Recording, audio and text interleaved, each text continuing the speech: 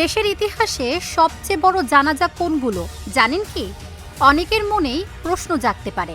চলুন জেনে নেওয়া যাক বাংলাদেশের সর্ববৃহৎ জানাজাগুলোর ইতিহাস।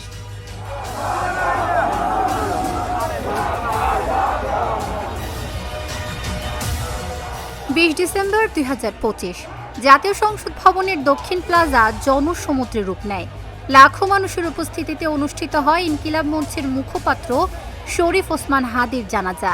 দেশের ইতিহাসে এটি সবচেয়ে বড় জানাজাগুলোর একটি।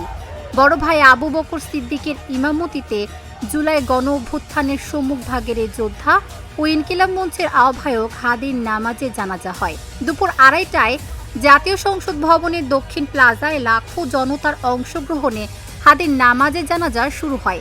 জানাজায় প্রধান উপদেষ্টা ডক্টর মোহাম্মদ ইউনূস, উপদেষ্টা পরিষদের সদস্য ও বিভিন্ন রাজনৈতিক দলের শীর্ষস্থানীয় নেতারা অংশগ্রহণ করেন।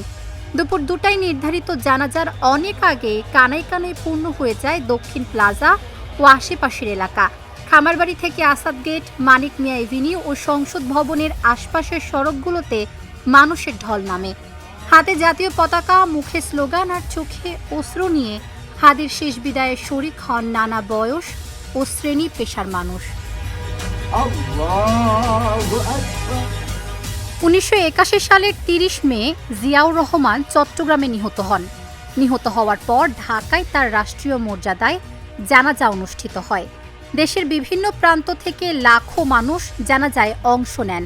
সাধারণ জনগণ, রাজনৈতিক নেতা, সামরিক বেসামরিক কর্মকর্তা সহ নানা শ্রেণীর মানুষ অংশগ্রহণ করেন। সেনাবাহিনীর গার্ড অব অনার, জাতীয় পতাকায় মোড়ানো কফিন সবকিছুই ছিল পূর্ণ রাষ্ট্রীয় মর্যাদায়। জানাজার পর তাকে ঢাকার চন্দ্রিমা উদ্যানে, তৎকালীন জিয়া উদ্যানে দাফন করা হয়।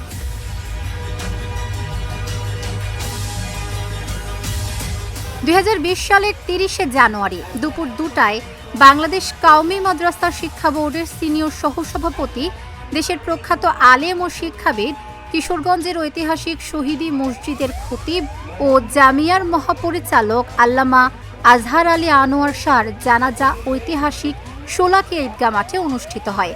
কয়েক লাখ মুসল্লি জানাজায় অংশ নেন। 18 সেপ্টেম্বর 2020 বাংলাদেশের ঐতিহ্যবাহী ও প্রাচীন দ্বীনি শিক্ষানিকেতন জামিয়া আহলিয়া দারুল উলুম মুইনুল ইসলাম হাটহাজারী মাদ্রাসার সদ্য বিদায়ী মহাপরিচালক, হেফাজতে ইসলামীর আমির শাইখুল ইসলাম আল্লামা শাহ আহমদ শফির নামাজে জানাজা অনুষ্ঠিত হয়। লাখো ধর্মপ্রাণ মানুষের অংশগ্রহণের মধ্য দিয়ে স্মরণকালের ইতিহাসে সর্ববৃহৎ আকারে হয় এই জানাজা। এতে ইমামতি করেন তার বড় ছেলে মাওলানা মোহাম্মদ ইউসুফ মাদানী। সেদিন দুপুর 2টায় হাটহাজারীতে জানাজার নামাজ অনুষ্ঠিত হয়। এতে দেশের শীর্ষস্থানীয় আলেমরা উপস্থিত ছিলেন। এদিন পুরো হাটহাজারীর সব প্রবেশপথে সব ধরনের যান চলাচল বন্ধ করে দিতে বাধ্য হয় প্রশাসন। জানাজা শেষে হাটহাজারী মাদ্রাসা ক্যাম্পাসের অভ্যন্তরে বায়তুল আতিক জামে মসজিদের সামনের কবরস্থানে আল্লামা শফিকে দাফন করা হয়। যে কোনো পরিস্থিতি এড়াতে পুরো এলাকা জুড়ে বাড়ানো হয় আইন শৃঙ্খলা বাহিনীর তৎপরতা। মোতায়েন করা হয় র্যাব ও পুলিশ বাহিনীর সদস্যদের। 10 প্লাটুন বিজিবি সদস্য হাটহাজারী, পটিয়া, রাঙ্গুনিয়া ও ফটিকছড়িতে পাহারা দেন। এছাড়া 4 উপজেলার দায়িত্ব পালন করেন 7 জন ম্যাজিস্ট্রেট। 15 আগস্ট 2023 পিরোজপুরে মাওলানা দেলোয়ার হোসেন সাঈদীর জানাজা অনুষ্ঠিত হয়। দুপুর 1টার পর সাঈদী ফাউন্ডেশন মাঠে, বর্তমান পিরোজপুর নতুন বাসস্ট্যান্ড সংলগ্ন মাঠে তার নামাজের জানাজা অনুষ্ঠিত হয়। মাওলানা সাঈদীর জানাজায় অংশ নেন পিরোজপুর ও আশেপাশের জেলার লাখো মানুষ। এদিন সকাল 10টার দিকে সাঈদী ফাউন্ডেশন মাঠে পৌঁছে তাকে বহনকারী লাশবাহী ফ্রিজিং গাড়ি।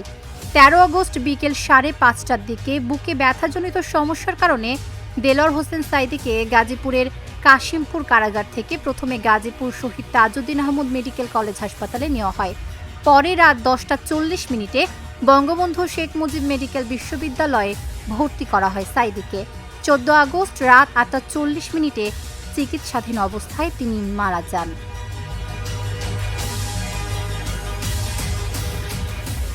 1994 সালের 26শে জুন মার্কিন যুক্তরাষ্ট্রে মারা যান শহীদ জননী জাহানারা ইমাম। তার মরদেহ বাংলাদেশে এনে দাফন করা হয়। তার কফিন কেন্দ্রীয় শহীদ মিনারে রাখার পর সেখানে নামাজে জানাজা অনুষ্ঠিত হয়। এরপর তার জানাজার নামাজ অনুষ্ঠিত হয় জাতীয় ঈদগাহ ময়দানে।